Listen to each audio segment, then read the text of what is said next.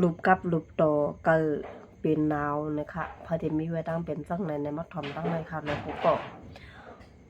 เอาเข่งแหง12เป้ค่ะเนาะเพราะว่าเป็นรูปกับรูปต่อค่ะนะเข่งในมันจอยหลายๆนิ้วค่ะปุ๊กก็มันมีพ่อนดีเด็ดๆค่ะเนาะเอาเข่งแหง12เป้ใส่ล้อนำห้าวเขาสิน้ำห้าวเขานั่นน่ะมันก็เต็มรู้สักค่ะนะนี่เพราะว่าเขาเอาเขาใส่น้ำม้อยเขาสุกเอาน้ำสุกเขานะคะนะน้ำห้าวเขาสิพอลูกมากลางเลยกินปันตาสิลูกกับลูกต่อเขาอันเกิดซื้อนั่นก็ตีแค้นมาอยู่เจ้าแทงลายหนึ่งค่ะเนาะได้มีอยู่2ลายค่ะนะตาตีเลือดยาปันในลูกกับลูกต่อเขาอันเป็นเกินค่ะนะเอาขิงแหงใส่ล้อคือใช้หมักน้อยคือหมักน้อยเนี่ยมันได้ขม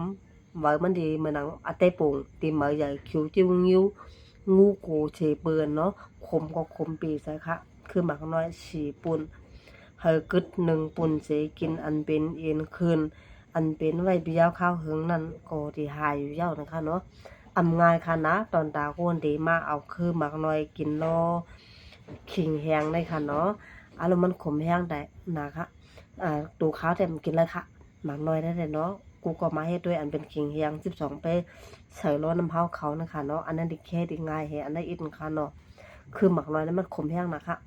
มันก็มักของค่ะเนาะบางคนมักขมได้ก็มีอายุค่ะเนาะแต่ว่านางแม่ได้ก็โกขมเสิเปิ้นค่ะอันนั้นก็ไล่ลูกกับลูกโตนะคะเนาะพาได้เป็นลูกกับลูกโตนะคะเนาะเปิดใจกินด้วยทางเช้าอันนั้นค่ะเนาะทางเช้าอันนั้นจวนเลยพายลูกกับลูกโต